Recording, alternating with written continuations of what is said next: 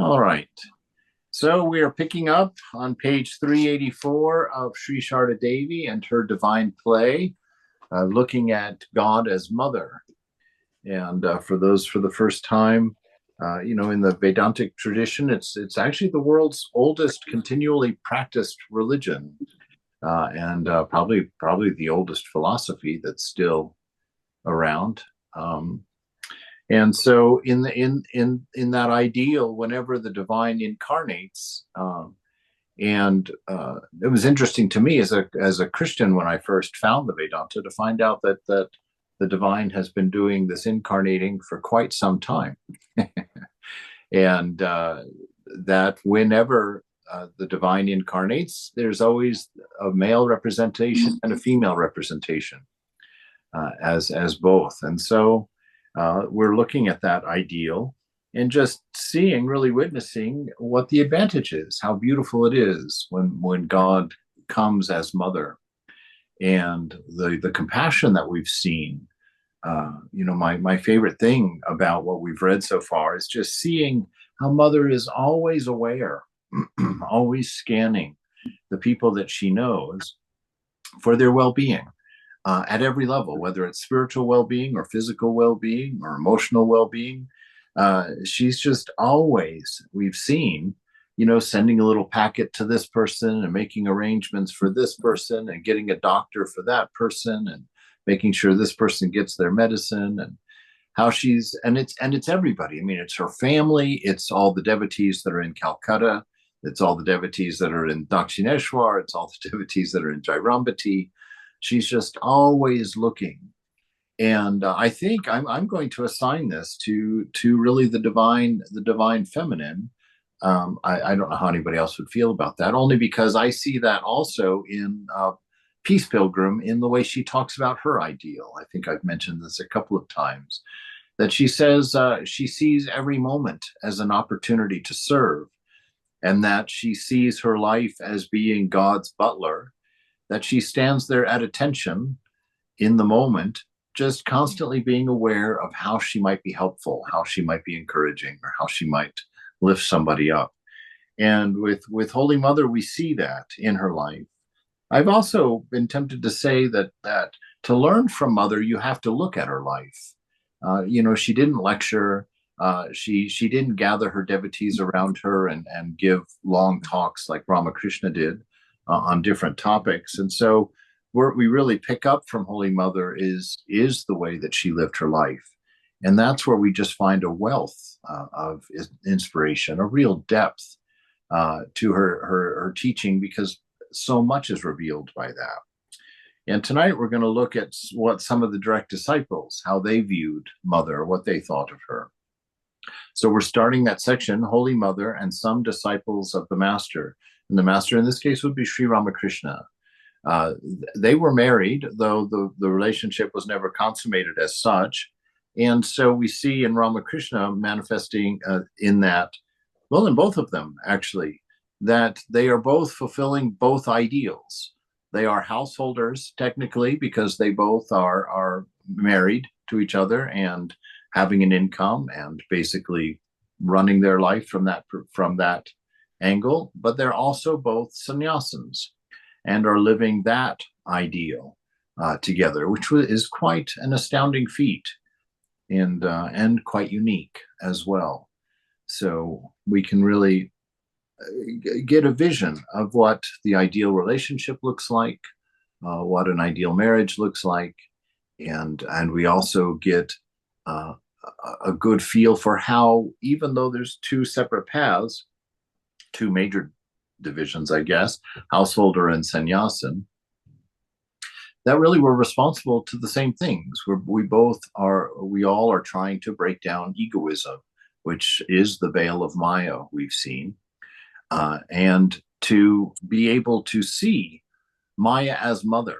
That's the first time I'm actually saying that in that way, because Mother, in one of our readings, I think the week before last, she had, remember, some visitors were sitting in her room, and she asked Golap Ma, who was there also, to mend her chadar and to stitch it, to sew up one of the tears in it.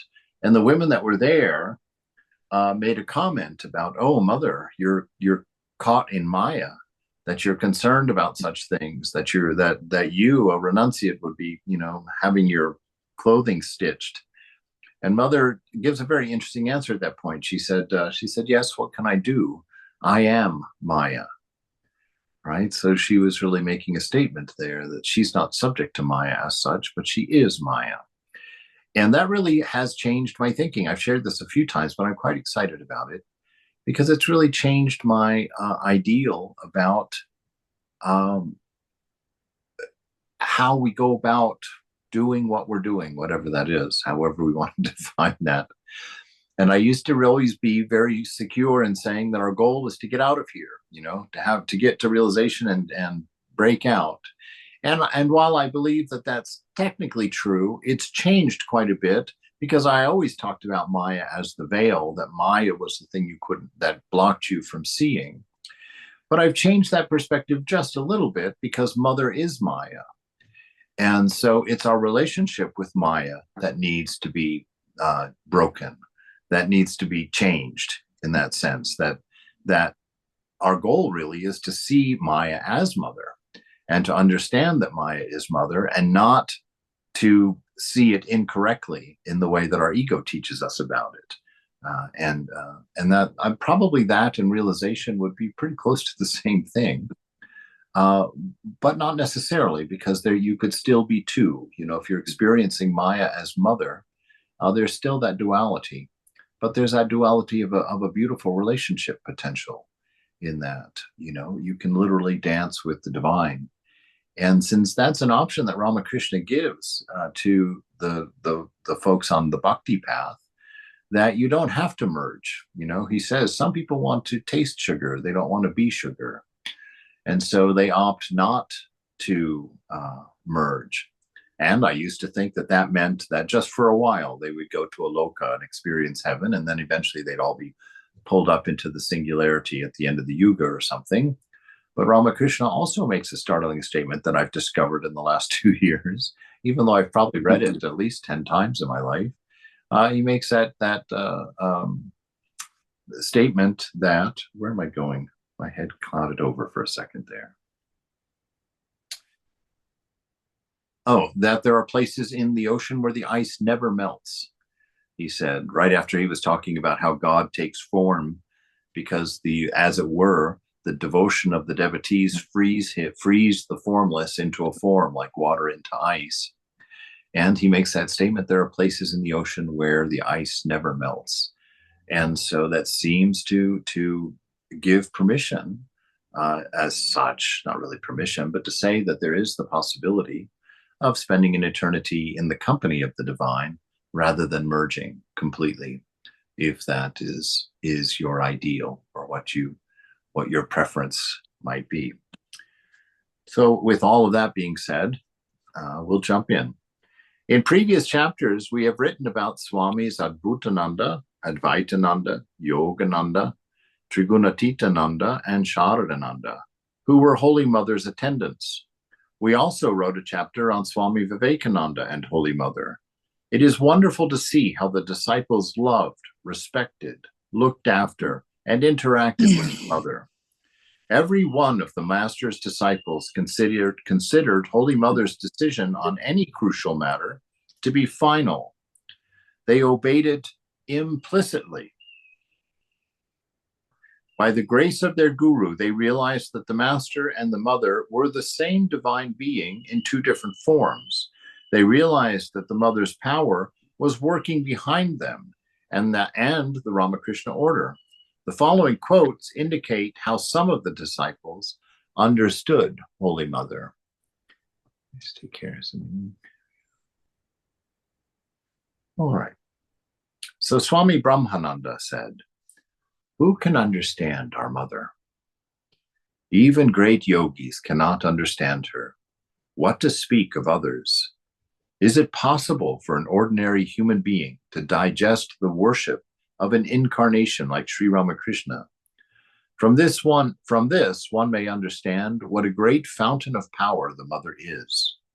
We have seen with our own eyes that the Mother has been taking the sins and afflictions of many people upon herself and giving them liberation. Can anyone but the Divine Mother have this power? It is extremely difficult to understand the Mother. She moves around with her face veiled like an ordinary woman, but in reality, she is the Mother of the universe. Could we have recognized her if the Master himself had not revealed to us who she was? Our Mother is Mahamaya herself, but such is her Maya that none can understand her. Inside, the great ocean of realization; outside, absolute calm. How ordinary and simple she appears. Even the incarnations cannot keep divine moods under control. Sri Ramakrishna manifested them outwardly. But it is extremely difficult to understand the Mother, how she has kept us all deluded by her motherly love. If you want the grace of Sri Ramakrishna, first propitiate the Mother. The Mother is the supreme primordial power herself. She holds the key to the knowledge of Brahman in her hand. Liberation, bliss, and all that are in the Mother's keeping. There is no difference between Sri Ramakrishna and the Mother. Through Mother's grace, the attainment of liberation becomes easy. We've heard this quite a few times before, that that Mother holds the key to freedom. And this is an interesting thing. We've been building this idea that within us we have both Shiva and Shakti, right? We've got the absolute unchanging, which is in the shrine of the heart, and we've got Shakti, the world of a constant, unrepeating change, and that's mind with a touch of me and mine in it that makes it active and creates the universe, creates the experience that we're having right now, allows for experience. Without experience, without Mother or without Shakti, there can be no experience. There is no duality. There is no process of learning or relationship. Life as we know it is only because of the presence of the Divine Mother, and that we have to transcend the changing. To ultimately realize that the changing and the unchanging are manifestation, are all Brahman, that there's not really this separation at the highest level of consciousness, but that at our level we've got these two levels, and we are almost exclusively identified with the changing. We describe ourselves from the inside out, and so we're stuck in that space. And so our relationship with the changing is what slowly allows us to escape. It's what allows us to use intelligence to not repeat our mistakes, to learn from them and to grow from them. It's because of the intelligence that we can come to know things, that we draw relationships between different ideas, and we get to a better and better idea of who we are and what we are. And our delusion becomes less and less. And this is all the work of the Divine Mother, slowly unlocking our ignorance.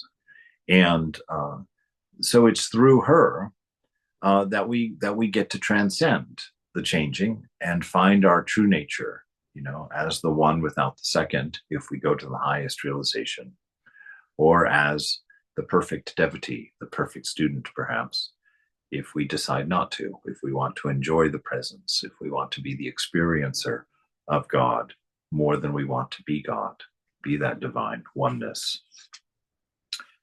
So you see that pointing this out again and seeing this. I have a question, Maharaj. Yes. So what is an excellent devotee? Yes. Is it the Vedanta Sara that lays out the qualities of a perfect student? That's for the Jnani. Yeah, that would be the same. I think that would be the same. That you would. It's just that when he wouldn't whisper "Thou art that" in your ear. Mother won't whisper "Thou art that," so you don't get that final release. But discrimination, dispassion, and knowing the scriptures, self-control, purified the mind, purified the heart. The yamas and niyamas have been mastered basically, and we're in a perfect control. And to get there, the Jnani does it, through negation, through discipline, through lots of practice, and through isolation. And the devotee does it, some of it, through that same avenue. But we have the advantage of having love, whose nature ties us into oneness, whose nature betrays the truth to us. And so through love, we in a faster way, because love is both the path and the destination, we get a little bit of a boost, and Ramakrishna makes the statement in some places that on that path, the path of the devotee, that purity, the practice of those purities, inner and outer purities, are not as important. That love covers a lot of that, because we get grace. We begin to understand the nature of grace through that. And that's mother's grace. And so those, when I see it kind of as a tumbler in a lock on a safe, that the absolute unchanging aspect of us is sort of,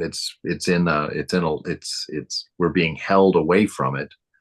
And we've got this little safe lock between us. And there's two ways to get that lock open: hit those numbers exactly, or through devotion. It's the love, it's the grace that lets the mind let go of the clamp that holds us to our karma, that breaks our attachment to the mind, because our attachments naturally go to the source of love, naturally go to the giver of grace, and that's the Divine Mother in that regard. So get freedom that way, more easily, and more easily. Who knows? It's really, we can't really say that it comes easily, because that blames us for its coming, and we've learned that realization is the only effect that has no cause, which means it comes purely by grace. In St. John of the Cross, one of my favorite descriptions that he has about it, he says, on our own effort, we can only get to the edge of the chasm, as it were. And then we have to live our life at the edge of the chasm until grace comes and gets us and brings us across. And he says, so what do we do at the edge of the chasm? We build a home there. And that home is the shrine of the heart. And we go about decorating this bridal chamber. He refers to the shrine of the heart he refers to it as the cave of the heart, and then he also refers to it as the bridal chamber. So you'll go and you fix up that bridal chamber. You decorate it. You make sure it's always clean. You make sure that there's, fresh fruit waiting for mother or Thakur or your divine ideal whenever they come. And your life is about living in that room in waiting for the beloved to arrive. And at some point, you don't know when it is. Jesus has several very interesting parables about that. The parables of the virgins, I think it's 10 virgins, and they're all waiting for the bridal dinner to start. But only 5 of them brought enough oil to last the whole time, and 5 of them run out of oil, and they have to run back to their houses and get some. But in the meantime, the bridegroom comes, and so only 5 of them get to cross with the bridegroom, because they didn't stay and maintain their chamber. They weren't prepared for it. And so really spiritual life is that. And this is kind of the new part that I'm really enjoying in walking with Mother and working on seeing Mother and understanding Mother, and knowing that all of these gifts to us, that we should look through all of the beauty that we experience, all of majesty we get to experience, all of this love we get to experience, to look through it and see the Mother behind it, and through that develop that relationship of love that allows us then to see Maya as Mother, and not as a bunch of objects to be desired and chased after, and not as a bunch of hungers and being put on the rack of time, space, causation. That we can actually see it as a very gentle and beautiful manifestation, that we don't attach to it, we attach to the Mother behind it, and understand that all of this is really her baubles and bangles, her decorations that kind of pronounce her attributes, her beauty, her depth of love and commitment to us. And through our actions here, we begin to understand that everything here is sourced in love. And that is really sadhana for us, is to sit and contemplate the things that are going on in our life, to understand that all of them are sourced in love. No matter how bad they may appear to the body or to the mind, the soul will always be able to identify the love factor in everything that happens to us. So, through Mother's grace, the attainment of liberation becomes easy because of that, because it's a gift. Swami Sharadeshananda wrote in his reminiscences that Swami Brahmananda once visited Jairambati and stayed with Prasanna, one of the Holy Mother's brothers. Out of joy, he sang and danced there. When Brahmananda visited Calcutta, he stayed at Balaram's house. Occasionally, he came to visit Holy Mother when she was in Calcutta. Swami Parmeshananda said, Maharaj, meaning Swami Brahmananda, would go to bow down to the mother, but could not stay long near her. His body trembled when he bowed down to her, and when he returned from her, it seemed Maharaj could see that the mother was all-inclusive. The whole universe was contained within her. We could not understand this mysterious phenomenon. Swami Ishanandananda, recalled, one morning at 9 o'clock, Maharaj came to see the mother at Udbodhan from Balaram's house. She sat on her cot, veiling herself with a chadar and dangling her feet. She asked me to call Maharaj, who was in Sharat Maharaj's room downstairs. Maharaj walked up the steps and I followed him. I noticed his legs were trembling. Maharaj prostrated before the mother, took the dust of her feet and asked, Mother, how is Radhu? Oh, Radhu, where are you? The mother touched Maharaj's chin with her fingers and touched them with her lips and blessed him, placing her hand on his head. The mother then told him of Radhu's illness and inquired about Maharaj's health. Maharaj briefly answered the questions and left the room quickly, and then returned to Sharat Maharaj's room. I noticed he was perspiring. The mother asked me to arrange a plate with biscuits, oranges, and sweets. She took it from my hand, showed it to the master, took a little with her tongue, and then asked me to carry the plate to Maharaj. He joyfully received the plate. Sharat Maharaj said, Will you eat all of the mother's prasad alone? Maharaj replied, Sharat, you are having the mother's prasad every day, and now you want to take my share from the plate. All right, please have some. You are the doorkeeper of the mother's house. None can go to her without pleasing you. Sharat Maharaj immediately replied, Maharaj, it is you who have appointed me. Then both of them enjoyed the mother's prasad, and I served 2 glasses of water. What an amazing relationship. I think of Swami Brahmananda. I mean, he was a powerhouse of a sadhu, the very monk of monks, as it were. And to have him, walking up the stairs to see the mother, and just the devotion and his understanding of who she was, that he was approaching the mother of the universe.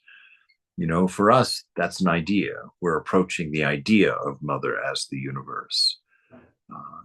But to actually approach her with that knowledge, he was a realized soul, a seer.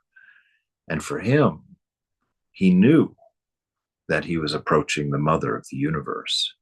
And so just that trembling, and to know that the unity that she represented, that she could gift, that she was the cause of as such, the gatekeeper too.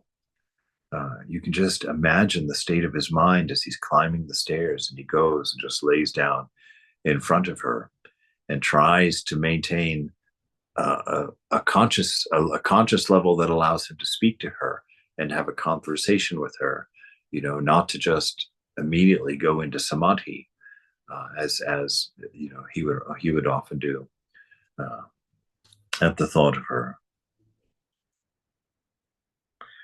Swami Shivananda said, Holy Mother is the ideal of womanhood for this age, all over the world. Her life is wonderful. She accepted a human body, and I lived like any ordinary and lived like any ordinary housewife, though in reality she was none other than the mother of the universe, the primal divine energy. She was one of those 10 Mahavidyas, Kali, Tara, Shodashi, and the others. She came down to earth as the counterpart of the Master to complete his spiritual mission in this age. How can ordinary mortals understand her? Even we could not understand her in the beginning. She hid her divinity so completely that it was not possible to recognize her real nature. The Master alone knew who she really was, and Swamiji knew a little. Our mother's name is Sharada. She is the goddess Saraswati herself. Out of her grace, she bestows knowledge of God. Without this knowledge, one cannot have devotion. Pure knowledge and pure devotion are the same, and one can attain both by her grace alone. So this relationship with our moment, that's how this breaks down in my mind, that it's through the grace of the moment, which is the presence of the mother. And it's through that relationship of divine love that we learn to exist as a direct manifestation ourselves. That love of the moment for us, the love of God for us, the love of the mother for us, that she is this experience of the moment, in the moment, that it's love for that moment that teaches us. It's that when we say our mantra, that's what's happening.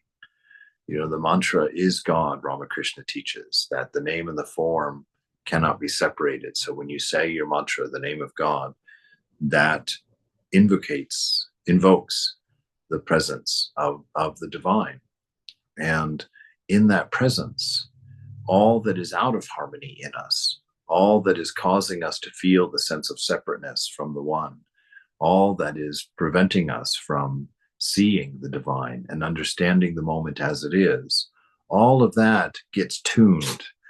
It's as if the divine unchanging within us is a tuning fork, just sitting there absolute unchanging. This isn't going to work all the way through, but take my amateur example here. And the mother, this vibrating sound out here, she's like the string of the guitar, and the guitar itself, the body of the guitar, is like the absolute unchanging.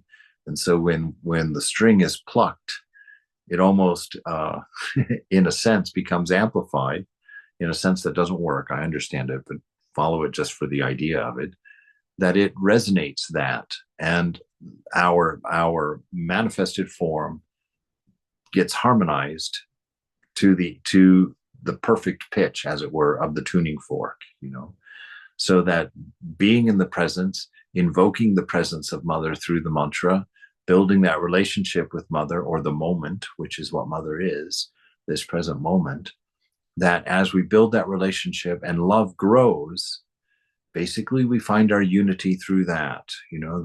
The way that I've understood this is that in the shrine of the heart, as we sit there, at first we have the deity, we have ourself, two unknowns. We've talked about this before, that we've got two unknowns in there. We don't know what God is, and so we just place an image in our heart as his incarnation, our highest ideal of love, whatever that might be. And then we place ourself, which is also something we don't know.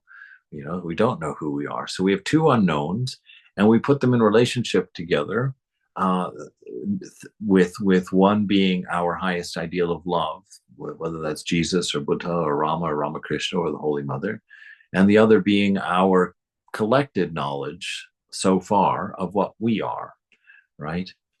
And that what happens is, in this merging, it's not that these two things really have anything to do with it, because both of them are conceptual for us at the beginning, right?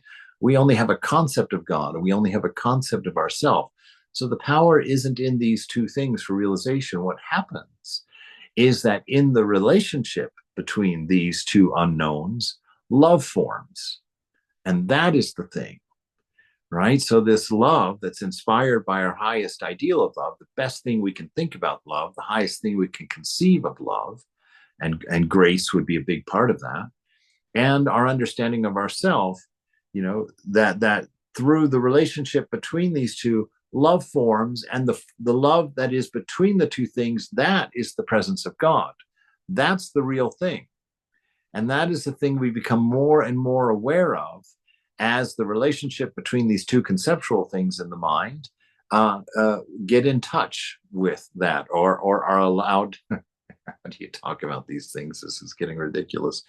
But that they basically merge into the third perfection, which is pure love that develops between our concept of self and our highest ideal, right? And so both of those merge into a third existence, as it were, which is pure love. And that happens through that relationship, through the grace of that relationship, through the unconditioned nature of the love that is a part of our ideal. And that's where the merging happens. We actually let go of our wrong idea of self, and we transcend our wrong idea of God, and we find ourselves as one in the love that binds us together into that unity. And that comes from the last prayer of Jesus on this planet. That night, that when he was facing leaving the planet, through his crucifixion, that was his prayer in the Garden of Gethsemane. In the book of Matthew, we find that, where he asks God that everyone might find their unity in him as he finds his unity in the Father, and that the cord of love would bind us all together into that oneness, right, into that singularity. And so we see it coming from many different angles, but the role of the mother in it, I really enjoy, seeing this moment as mother, of course, because I'm a mama's boy myself. So that's why I really enjoy mother in that regard.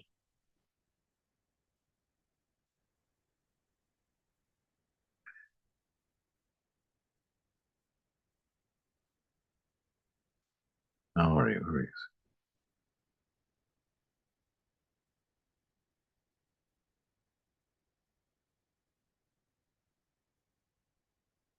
In March of 1892, Swami Shivananda, Ramakrishnananda, and Subodhananda went to visit Holy Mother at Jairambati.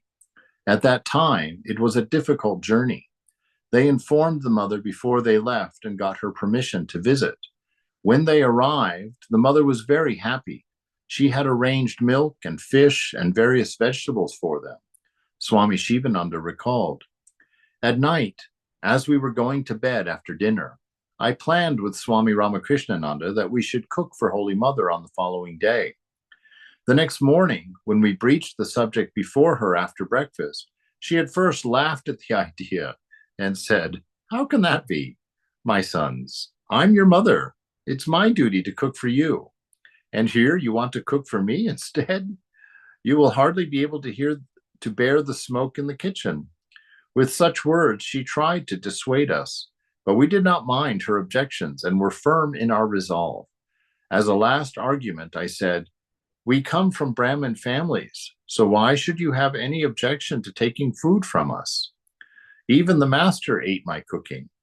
Ultimately, she had to agree. Swami Ramakrishnananda and I cooked, and the mother was highly pleased with the food. We stayed with Holy Mother for 3 days that time, in great joy. Her affection was boundless. She was extremely busy from morning till night, so that we might not have the slightest discomfort. After a few days, one night, I had a fever accompanied by shivering, and it was increased as the night advanced. I'd been feeling feverish since evening. Added to that, I had my supper too, for I could not help taking food in the presence of the mother. All night I passed in an almost unconscious state. In the early hours of the morning, I told Shashi Maharaj, "Brother, no more of this here. If I stay here with my fever, I shall only be burdening the mother with great worries. We shall bid farewell to the mother in the morning and leave this place. After that, I do not care what happens." He too agreed to the proposal. As soon as the day dawned, we three saluted the mother and left Jairambati. At first, the mother would not agree to our departure so soon, but when she found that we were insistent, she kept silent. I love these sentences here where you get a clue of the nature of their relationship with the mother, which is always important because this is the ideal for our relationship with the mother. You know, and the fact that their time that they spend with her is filled with great joy, you know, and the time that we spend with the divine should equally be filled with great joy. You know, our practice should be filled with great joy. And the should is not like, okay, you now have to be joyful. You better be joyful when you practice. It's an allowing ourselves to be joyful. How? By that contemplation of grace, by that contemplation of that ideal of love, that unconditioned love, that as we allow ourselves to believe that, to grow our faith that it is real and that it is true, and we stop basing our idea of ourself and our relationship with Mother on our performance and on our behavior, but rather begin to base it on the love that she has for us and the unconditioned nature of that love, and how, just like here, she's constantly working for our betterment. And by constant, it means constant. Every action of your day, every experience of your day, if seen properly, you will know it to be the Mother's hand slowly forming your transcendence, slowly forming your freedom, and enlarging your heart to accept the amount of love that she has for you, and allowing you then, teaching you, inspiring you to take that overflowing love that you begin to feel and to pass it out, to give it to others. That's the love that sloshes all over the place as you walk anywhere, just pouring out of you all the time. And here, where was it? Her affection was boundless. That's the key sentence right there. Her affection was boundless, right? And that's an ideal of love right there. That's something to contemplate in your practice, so that you understand that her affection for you is without a boundary. It's infinite. And the benefit of that is that the more you understand grace, the less your ego is actuated, the less your ego is enhanced, right? And that's the point of an infinite grace. It produces an infinite humility, because you can only accept infinite grace when you know you have absolutely nothing to give in exchange for it, that there is no way that you could pay or earn that sort of love, that sort of grace, of compassion, or that kind of treasure, that absolute freedom, that absolute bliss. And so we come to that place of absolute openness before the Mother, again, so that our life, what? Our life becomes an inspiration and not a grasping or trying to reach something ourselves. This knowledge right here is what allows us to transform our religion being about something that happens at some point in the future where everything becomes perfect and we're always happy. It allows us to stop living like that and to understand that our practice and our relationship and our religion, our spiritual life, is always entirely about the moment that we're in. And that in this moment will be our relation, our freedom. In this moment, we will have our realization. There is one moment, it's eternal, never ending, never beginning, and it is the Mother. And so through this boundless affection, this is what lines the tumblers up in the mind that allow us to let go of our grip on our karma, right? Because we're gripping white-knuckled to our karma because we believe we're responsible for it. All of our attachments are the glue that hold our hand to our own karma. But through this grace, right, through this grace, we get to give ourselves permission to let go of that, to depend on Mother's grace and not on our own perfection, not on our own accomplishments. And to not digest that properly would be to take license by it, meaning, oh, I don't have to do anything because Mother's grace has got me covered. then you don't understand grace at all. You have not accepted grace at all. Because to know grace and to accept grace is pure inspiration. And it doesn't give you license. You would never think of such a thing. I mean, imagine it in terms of a partner. Imagine you manage to marry the perfect husband or the perfect wife, right? Imagine that that person never lets you down, never discourages you, never, gets angry at you, never demands anything of you. That person's perfect love for you. Would you then run off and cheat with everybody because you knew that they would forgive you immediately? Would you then, abuse them because you knew that they would be nice to you? No. So in the exact same way, when you understand grace with the mother, it's not license that forms. When you know that it's purely through grace that you have your realization, you don't react with license, because to truly understand it gives you just a pure source of inspiration. It becomes the battery that feeds your practice. When you look at these early disciples and the intensity of their practice, that didn't come from a desperation to get, right? It came from an inspiration of love, a hope for being able to respond to that love with the heart, with the whole self, to just let go of any reservation in there. And that is the destruction of the ego. That's how the ego breaks. It stops being concerned about me and mine, right? And like Thakur says, it becomes about thou. It becomes about mother, about the perfect love.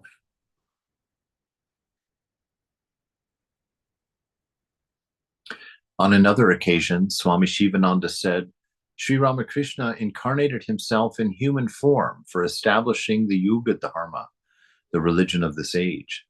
The mother incarnated herself for fulfilling his mission. How can ordinary mortals understand her? In the beginning, even we, meaning the disciples, did not understand her in the least. She used to keep her divinity such a close secret that no one could understand anything about her. Mother assumed this human body in order to awaken the entire womanhood of the world.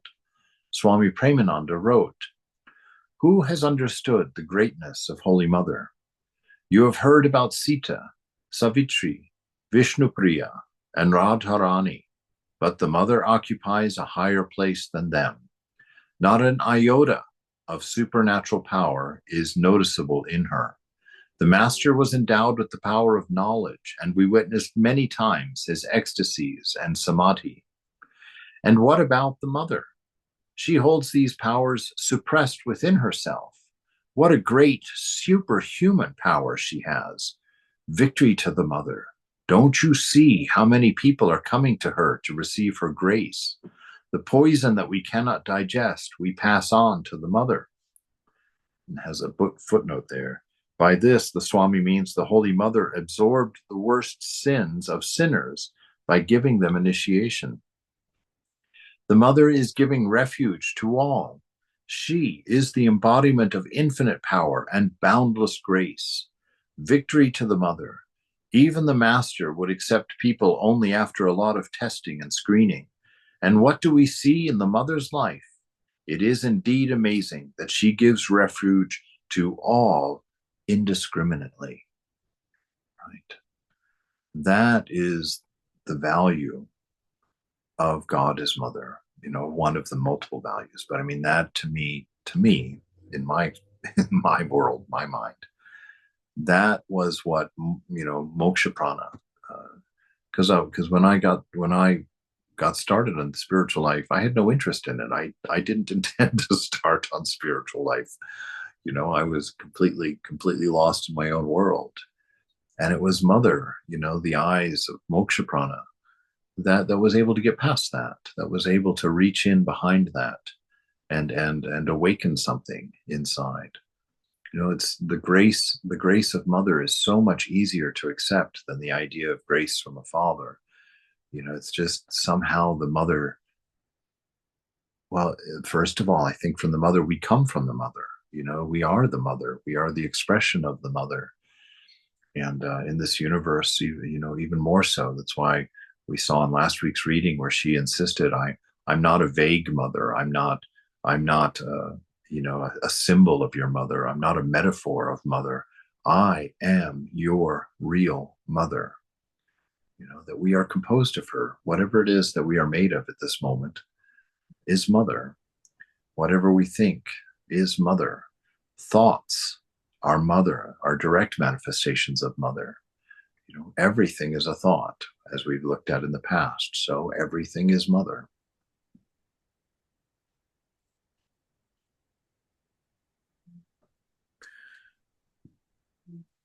And what do we see in mother's life? It is indeed amazing that she gives refuge to all indiscriminately. Being the empress of the universe, she has assumed the mask of a poor woman. She sweeps the floor. She washes dishes and vessels. She husks paddy, and even removes the leavings of devotees after eating. She has been undergoing all this hardship at Jairambati in order to teach householders their household duties. She has infinite patience, boundless compassion, and above all, complete absence of ego. Right? So there's another beautiful thing to meditate on, just that. She has infinite patience. You need never doubt that you've gone beyond the limit with mother's patience for you.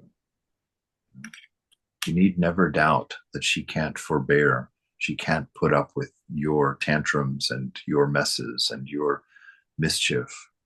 You are her riffraff. She loves you dearly. She's not holding any of that against you. And as a matter of fact, we see that she sees it as her duty to clean you up.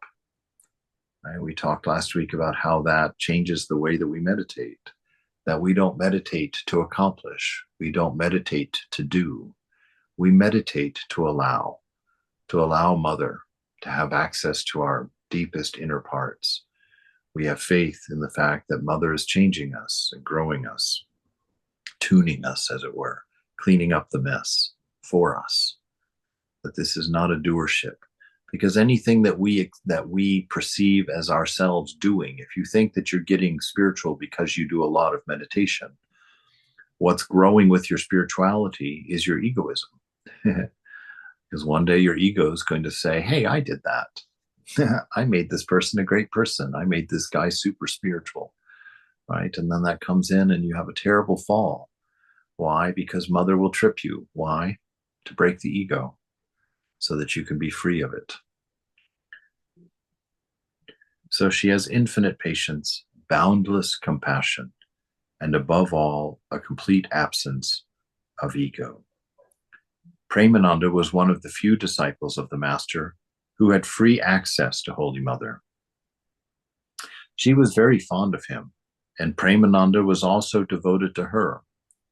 Whenever any monk went to visit Holy Mother at Udbodhan House, Premananda sent flowers and vegetables and milk for her from Bellarmont, asking the monk to convey his salutations.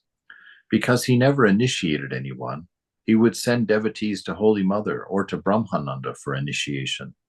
Premananda's face actually glowed when he spoke about Holy Mother. He once said that those who differentiated between her and the Master would never make any spiritual progress. She and the Master were like two sides of one coin. In the course of a talk at Bellarmont, she said to the devotees, "We have seen that she has much greater capacity than the Master. She is the embodiment of power, and how well she controls it." We saw that just last week in the reading when Ramakrishna scolds her for letting that immoral woman carry his dinner plate to her, right? And he scolds her. He's like, "Why'd you let her carry that plate? Didn't you know she was immoral? I can't eat that food." And what happens? Mother folds her hands, she salutes him, and she says, "You have to learn that you are not just the master of me, that you're the master of everybody, and that I can't guarantee that she will not carry that tray again, because if someone refers to me as mother, I cannot resist them." And the master accepted that, and he ate the food. So this is not a make-believe thing that mother, is the greater power. And Ramakrishna actually says that as well. He says, you can anger me if you like, you know, but if you anger that one, and he points at the Nahabat, he says, there is no help for you. you know, nobody can do anything if you've done that, right? And so understand the power of the mother, the power of the divine feminine, and it's interesting, all these men, all these swamis here who are talking, saying they had no idea who she was. Why? Because she doesn't present it like a man presents it. The man walks around with his power just right there in your face, struts through and walks into a room and takes charge.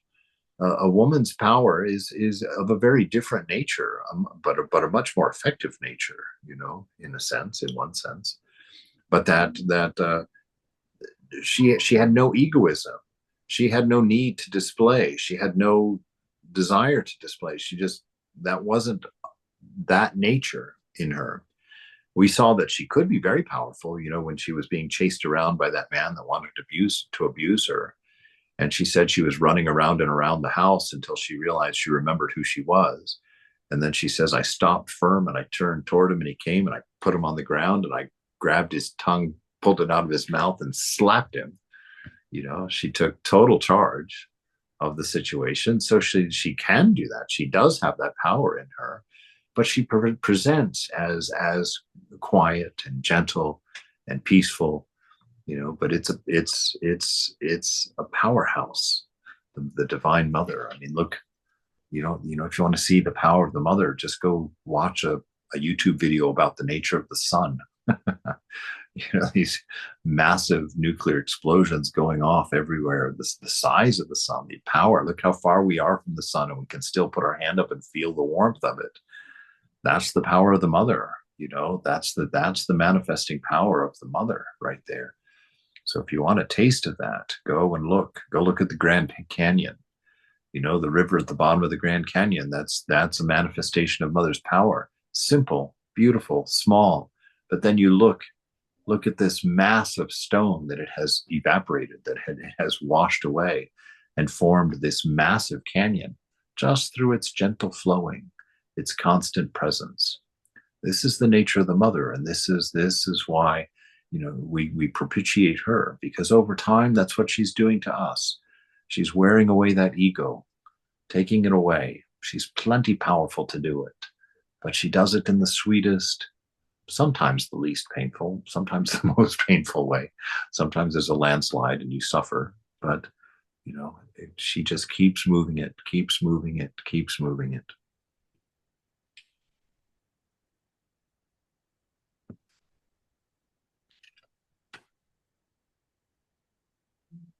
So we have seen that she has much greater capacity than the master. She is the embodiment of power, and how well she controls it. Sri Ramakrishna could not do so, though he tried. His power became manifest through his frequent ecstasies, which were seen by all.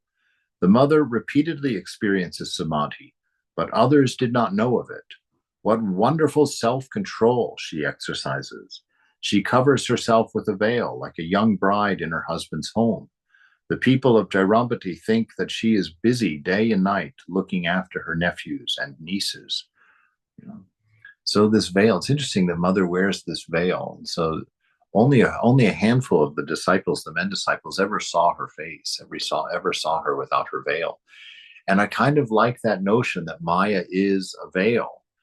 And unless mother lifts it and allows you to see her presence behind it, then you can't see her, and you're just dealing with the veil. You're dealing with the world as your mind tells you it is. You're dealing with the world as your ego defines it for you. You define yourself in the world as the ego tells you about it. And very few of us can silence the mind. Silencing the mind is the lifting of the veil. Very few of us can reach that place of no thought in which we become aware of ourselves directly, right? Until we're able to quiet the mind, we constantly, through our attachment, are listening to the mind tell us who we are and what we are, and explain all the happenings to us and what they mean, and give us the narrative of our life and tells us the stories that keep us bound. But when the mind silences, when that veil is lifted, suddenly you're aware of the eternity within you. Suddenly you know who you are because nothing is telling you. Finally, in that silence, in the absence of the veil, you are in the direct presence of Mother, without any barrier between you. And this is realization, this is freedom, and that's in the hands of our beloved Mother. When Holy Mother was in Calcutta, oh goodness, it's time to stop. All right, we'll start there next week. But now